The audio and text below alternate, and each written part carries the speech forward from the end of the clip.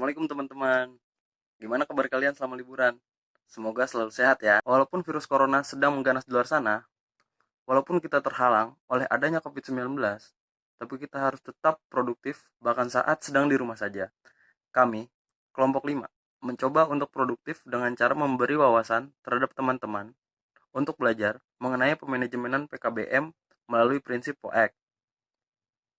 Sebelum jauh ke pembahasan, saya ingin bertanya, kalian tahu nggak sih apa itu PKBM? Pusat Kegiatan Belajar Mengajar atau akrab kita sebut dengan PKBM adalah tempat untuk menambah wawasan sama seperti sekolah. Bedanya, kalau di sekolah, umur serta jenjangnya telah ditetapkan oleh pusat atau Kemendikbud. Walaupun PKBM ada yang memiliki jenjang seperti pendidikan kesetaraan, tapi PKBM lebih condong untuk mengasah soft skill setiap individunya, seperti menjahit dan menganyam. Serta PKBM tak memandang umur.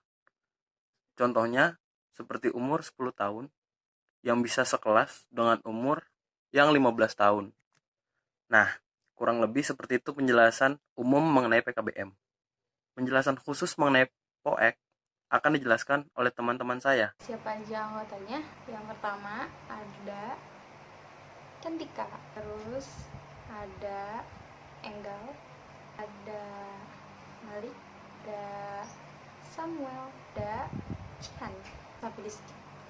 Jangan di skip video ini. Oke. Terima kasih.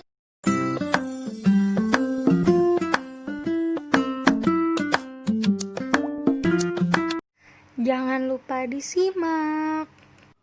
Nama saya Samuel Roy Perdana, Prodi Pendidikan Masyarakat. Di sini saya akan menjelaskan tentang planning PKBM Sarijaya. Visinya, PKBM Sarijaya unggul dalam kualitas dan kuantitas. Misinya, yang pertama, peningkatan wawasan, keterampilan, dan sikap untuk lebih baik. Yang kedua, pelayanan maksimal kepada warga belajar. Yang ketiga, peningkatan disiplin semangat kerja keras. Tujuan yang pertama, terlayaninya kebutuhan masyarakat di bidang pendidikan non-formal melalui satuan pendidikan keaksaraan, kesetaraan, dan pelatihan keterampilan. Yang kedua, meningkatkan kesadaran masyarakat penyandang buta aksara, tumbuhnya minat, dan budaya baca masyarakat.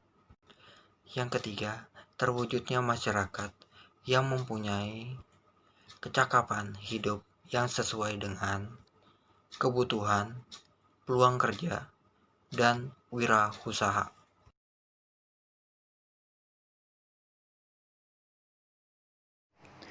Yuk dilanjut nyimaknya. Organizing ialah proses mengidentifikasi dan memadukan sumber-sumber seperti tenaga manusia, fasilitas, alat, dan biaya yang diperlukan ke dalam kegiatan untuk mencapai tujuan yang telah ditetapkan. Organizing biasanya meliputi pimpinan, sekretaris, bendahara, tutor, dan juga teknisi. Berikut adalah struktur organisasi yang ada di PKBM Sarijaya. Yuk disimak lagi videonya. Saya Enggal Valentia, Prodi Pendidikan Luar Sekolah.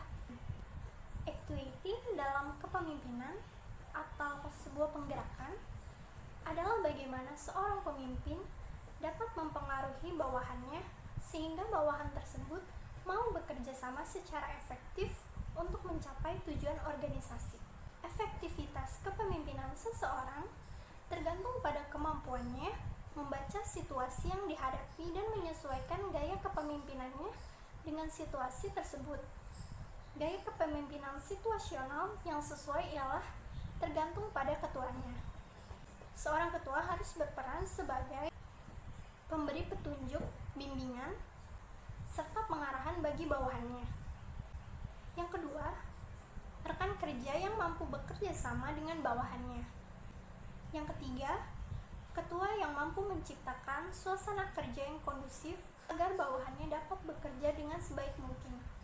Lalu, faktor lain yang juga mempengaruhi gaya kepemimpinan adalah orang atau individu yang berada di dalam organisasi tersebut. Maksudnya ialah orang-orang yang berada di dalam organisasi tersebut mempunyai tipe yang berbeda-beda, sehingga memerlukan gaya kepemimpinan model situasional. Jangan bosan buat nyimak videonya ya. Controlling atau pengawasan, yaitu kegiatan yang berhubungan dalam mengawasi atau mengendalikan setiap pekerjaan serta melakukan tindakan koreksi. Pimpinan PKBM Sarijaya ini dalam melakukan pengawasan ini sangat ketat. Kenapa? Karena beliau ingin mewujudkan lembaga yang unggul dalam segi kualitas maupun kuantitas.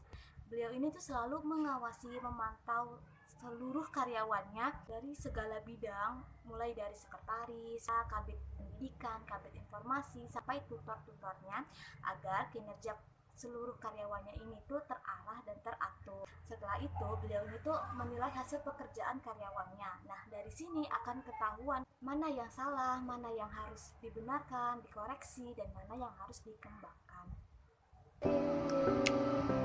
Kasih banyak buat yang udah nonton.